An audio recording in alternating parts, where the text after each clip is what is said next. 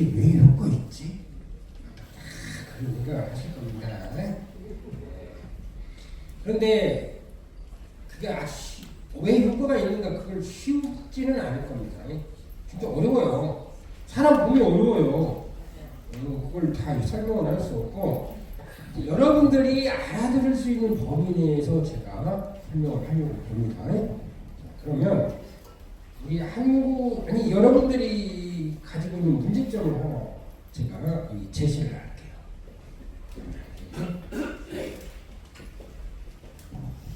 자, 이게 뭐예요? 우리나라가 좋은 게 뭐냐면 우리나라는 통계가 잘 나와요. 의학 통계가. 다른 나라에서 나온 의학 통계들은 못 믿어요.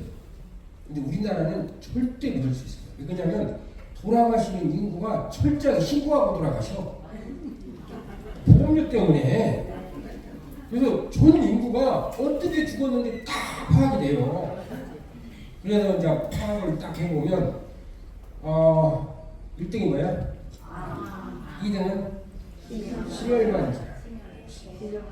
이게 잘 보면요. 이게 여러 가지가 있지만 자산을 빼고 근데 자산 참 높다. 자산 빼고 이 전부 다가 공통점이 있습니다. 네? 이 공통점을 잘 파악하면 여러분 오래오래 건강하게 살 수 있어요. 뭘까요? 여기 중요한 공통점이 있어요. 뭐가 있을까요? 여기 공통점은 두 개입니다. 혈액순환하고 그 다음에 림프순환 장애. 여기에 혈액순환 장애의 다른 말이 뭐냐면 심혈관 질환. 그 다음에 림프순환 장애의 다른 말이 뭐냐면 면역질환. 사실은 우리 중요한 면역계가 림프에 있어요. 그래서 두 개의 순환이 안 되면은 어떤 생각해봐도 그렇잖아요. 혈관이 혈액순환은 영양분을 못 날라주니까 당연히 아프겠지. 네, 당연히. 그 당연하잖아요. 그러면 두 번째로 면역계가 림프에 있다고 그러는데 림프 순환이 안 되면 면역계가 잘 작동하지 않겠지. 이거 다 맞습니다. 그래요.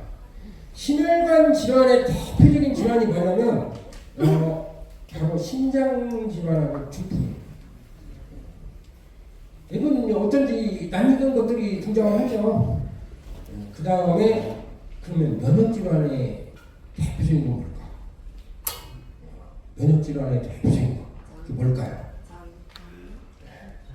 사실을 잘 모르는데 암하고 치매가 저기입니다.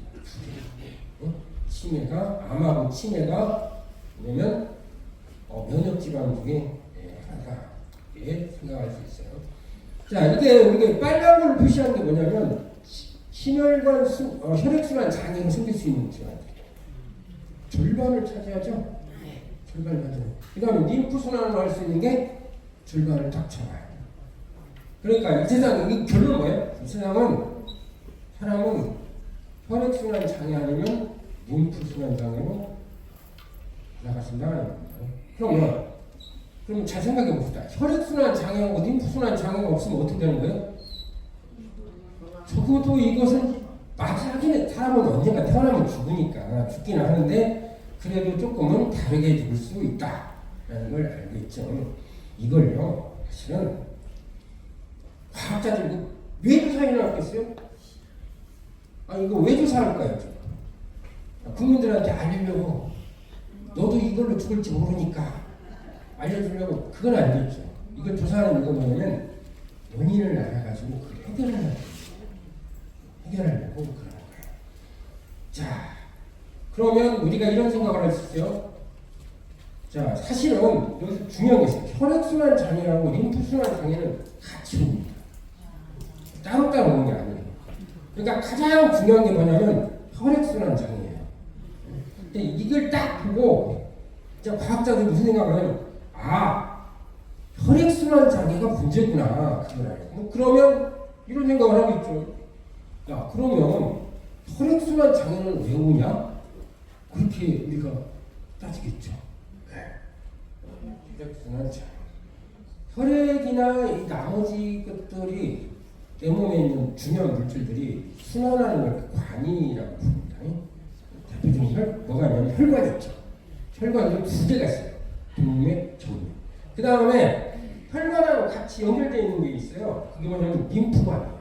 그래서 사람이 이렇게 보면은 복잡한데 관이 복잡하게 돼 있죠. 관이. 저것이 있기 때문에 사람이 사실은 살고 있다라고 생각이 들어요. 근데 이 관들에 이상이 있으면은 장애가 오는 거예요. 그 중에 혈액의 순환에 장애가 오면은 동맥, 정맥 중에 하나가 이상이 있는 겁니다. 그러면 힌트를 하나 줄게요. 동맥이 제일 밑에 있어요, 우리 몸에. 뼈의 가장 밑에 뼈가 있고, 그 위에 있는 정맥이 있어요. 그 다음에 그 위에 뭐가 있냐면 림프관이 있어요. 어떤 것이 중요할까? 응? 어떤 것이 중요할까? 동맥이 중요해요. 그러니까 이 녀석이 제일 밑에 숨어 있는 거야. 그러면 혈액순환 장애가 오면은 혈관이 손상됐기 때문에 그러면은 혈액순환 장애는 어디에서 오는 걸까? 동맥이 손상돼서 오는 걸까? 정맥이 손상돼서 오는 걸까? 림프관이 손상돼서 동맥이 손상돼서 네? 네. 동맥이 손상됐기 때문에 뭐가 온다? 혈액순환 장애가 온다. 그러면 이제 중요한 걸 우리가 하나 할 수 있어요. 뭘 할 수 있냐면 동맥이 손상되게 안 하면 되지 않겠냐라는 겁니다. 그렇죠? 그래서 사람들이 연구를 했습니다. 무슨 연구를 했냐면 도대체 동맥에는 무엇이 있길래 손상이 덜 되는 걸까? 연구를 했어요. 그걸 찾으려고 사람들이 노력을 많이 했어요. 그걸 찾으려고 노력을 많이 했어요. 생각은 이런 생각입니다. 우리가 잘 생각해 보세요. 한번 잘 생각해 보세요. 이게 나이하고 관계가 있어요. 무슨 생각을 해보면 내가 젊었을 때 적어도 우리가 50대, 60대까지는 젊다고 봐요. 그 다음에 조금 문제가 있죠. 그때까지는 내가 그냥 아무렇게나 살아도 혈액순환은 별 문제가 없었는데 60이 조금 넘어가면 그다음부터 어떻게 되냐면 뭔가 좀 혈액순환이 안 된다는 게 낯설가 느껴져. 안 느껴져? 느껴져요. 느껴집니다. 근데 이상하다. 왜 젊었을 때는 멀쩡했는데 왜 지금까지는 괜찮았다가 나이 먹으니까 그럴까? 이상하잖아. 나이 먹어서 이렇게 생각하면 돼요. 내가 젊었을 때는 뭔가가 있었어. 동맥에서 뭔가가 나왔어요. 나와갖고 그걸 막고 있었어. 그런데 나이를 먹으니까 어떻게 됐다? 그게 안 나온 거야. 그렇게 해석하면 딱 맞아요. 자, 그러면 우리가 무슨 생각을 할 수 있냐면 그러면 동맥에서 나오는 어떤 물질만 찾으면 되겠네? 그래요. 그래서 사람들이 열심히 동맥을 연구를 해가지고 찾았어요. 그랬더니 동맥 안에서 뭐가 나오고 있다? 산화질소가 나오고 있다. 그것을 얘는 왜 발견됐어요? 여기까지 들었으면 이제 요약을 할 줄 알아야 돼. 얘는 그러니까 산화질소 뭐냐 하면은 답을 다 할 줄 알아야 돼요. 지금까지 들은 얘기는 산화질소를 왜 연구했어요? 그렇죠. 혈관 손상을 막아주는 물질로 연구했죠. 그러니까 제 주 목적은 뭐예요? 혈관 손상을 막는 거예요. 혈관 손상을 막으면 무슨 일이 있어요? 혈액순환이 잘 돼요. 그래요. 누가 이제 물어보면 여러분들은 N은 원래 뭔 물질로 발견됐다? 자, 이렇게 발견이 되면은 이게 진짜다. 그리고 인류에게 기여를 할 수 있다. 그러면 이런 것을 발견한 사람들은 어떻게 합니까? 그렇죠. 노벨상을 줍니다. 그래서 이그나르 박사님이 이제 노벨상을 받게 됐죠. 이게 이제 우리가 의심할 필요가 없어요. 뭘 의심할 필요가 없냐? 이게 우리에게 해가 된다면 이런 노벨상을 주었겠어요? 근데 일단 받아놓고 보니까 문제가 있어요. 무슨 문제가 있냐면 이게 기체랍니다. 그 다음에 딱 만들어지는 순간 얼마 있다 싹 없어져 버리는데, 야, 그럼 그거 갖다가 어떻게 들어보고 쓰냐? 야, 산소통 메우면 되지 않냐? 너나 해라. 그거 언제 메고 있냐? 말이 안 된다. 말이 안 되지. 그렇잖아요. 자, 그렇다고 해서 우리가 이제 포기할 사람은 아니죠. 잘 연구를 해보면 우리가 뭘 할 수 있냐면 이게 딱 몸에서 만들어지는 겁니다. 우리가 에노라고 부르는 거예요. 몸에서 딱 만들어지는 거예요. 저게 몸에서 만들어질 수만 있게 해주면 되지 않을까? 그겁니다. 네. 그러면 여러분들이 이제 공부를 조금 해야 됩니다. 무슨 공부를 해야 되냐면 이 공부를 좀 해야 돼요. 전구체하고 대사체를 해야 합니다. 산화질소 전구체, 산화질체 전구, 그 다음에 대사체, 이 두 개를 공부를 해야 돼요. 자, 우리 몸은 동맥에서 만들어야죠. 동맥에서 관련됐으니까 동맥에서 에너를 만들어내는데 그때 전구체를 갖고 만듭니다. 네? 전구체를 가지고 만들어요.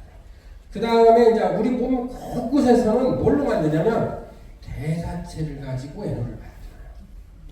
네?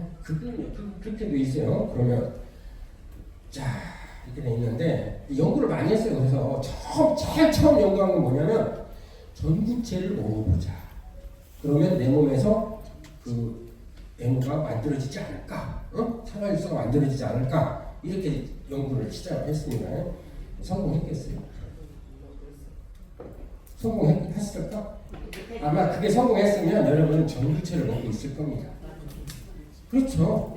근데 여러분 이제 전구체 먹는 사람이 없어. 그 얘기 뭐냐면 실패했다는 거야. 그게. 왜 실패했겠어요?